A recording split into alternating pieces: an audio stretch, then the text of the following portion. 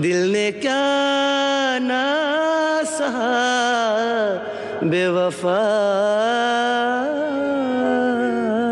तेरे प्यार में. वा सर, शीतावरून जशी भाताची परीक्षा करता तसं तुम्ही सुरावरून गायकाची परीक्षा करू शकता. तर मला किती पदकं तुम्ही द्याल? मी म्हणेन तू आपली ही नाटकं बंद कर आणि आता प्रोग्राम सुरू कर. वा वा वा, टाळ्या एकदा मकरंद सरांसाठी. वा. तर खरं तर मंडळी, नाटकी गाणं खूप सोपं आहे, कर्नाटकी गाणं खूप अवघड आहे. आणि त्यासाठी मी इथे बोलवतो आहे एका छोट्याशा चिमुरडीला. बेळगावहून येते आदिती खंडेगर. जोरदार टाळ्यांनी तिचं स्वागत करूया.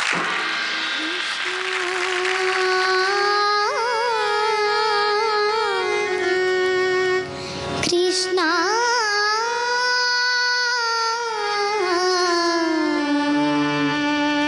कृष्णा कृष्णा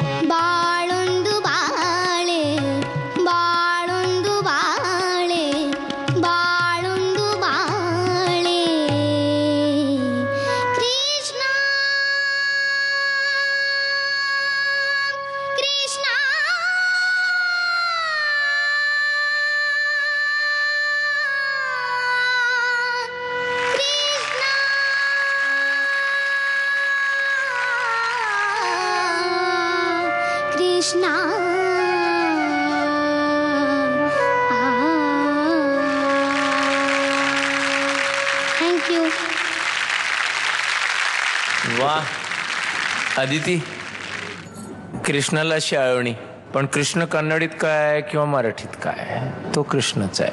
हां, आणि त्याच्यापर्यंत तू पोचलीस आहे. आणि मला तर असं अजून जरा गात असतीस तर माझ्या डोळ्यातनं पाणी आलं असतं. मराठी कळतं? हो कळतं ना, मम्मी मराठीची ना. म्हणजे मातृभाषा मराठीच आहे. मातृभाषा मराठीच आहे. मराठीच आहे.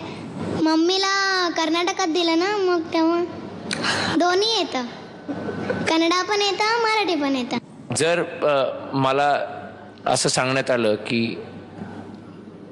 तुझ्या आयुष्यात घडलेली अगदी आत्ताची सगळ्यात चांगली घटना कोणती, तर मी म्हणेन मराठी पाऊल पडते पुढे सीझन 2 आदितीला ऐकलं. मकरंदची मी एकदम सहमत आहे. जी लोक इतकी सुंदर गातात ती खरोखरच देवाच्या अतिशय जवळ असली पाहिजेत.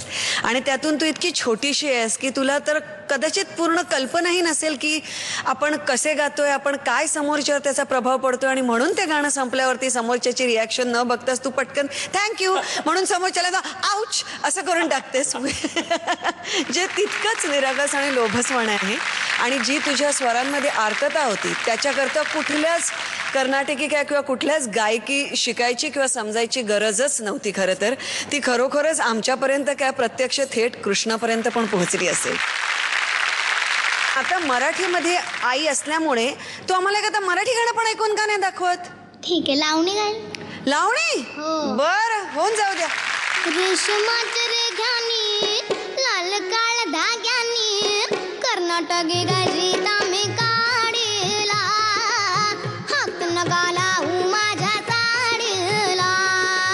रेशमाच्या रेघानी लाल काळ धाग्यानी कर्नाटकी कशी तामे काढेला हात नगाला माझ्या साडीला. हात नगाला माझ्या, हात नगाला माझ्या, हात नगाला माझ्या साडीला.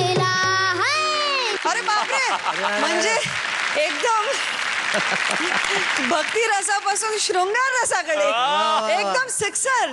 सुपर. मला माझी खात्री पटली आहे की तू कर्नाटकी उस्ताद आहेस. आणि मला असं वाटतं हा असा कर्नाटकी उस्ताद या मराठी पाऊल पडते पुढे मध्ये अटके पार झेंडा गाडूनच जाईल. आता पाहूया तुला किती पदकं मिळत आहेत. आधी आपण मकरंद सरांना विचारूयात. मकरंद सर, 10 पैकी किती पदकं? अरे 10 पैकी 10च की. 10 पैकी 10. Thank you sir. आणि आज मी 10 पैकी 10 पदकं द्यायला खूप मला मोह होतोय, पण मी आज 10 पैकी 9 देणार आहे. ह्याचं कारण हे आहे की मला असं वाटतं की नेहमी आयुष्यामध्ये माणसाने, त्याही काळामध्ये मी होते जेव्हा मी मासूम करत होते आणि ह्याही काळामध्ये मी, आणि मला असं वाटतं नेहमी एक जागा इम्प्रूव्हमेंटला आणि आपल्याला जास्तीत जास्त चांगलं कसं काही करता येईल त्याच्याकरता ठेवावी, जी मी तेव्हाही ठेवली आणि मी आताही ठेवण्याचा खरोखरच नम्र प्रयत्न करते. फक्त आणि फक्त त्याच्याकरता माझ्या कर्नाटकी उस्तादाला 9 पदकं. वा, 9 पदकं.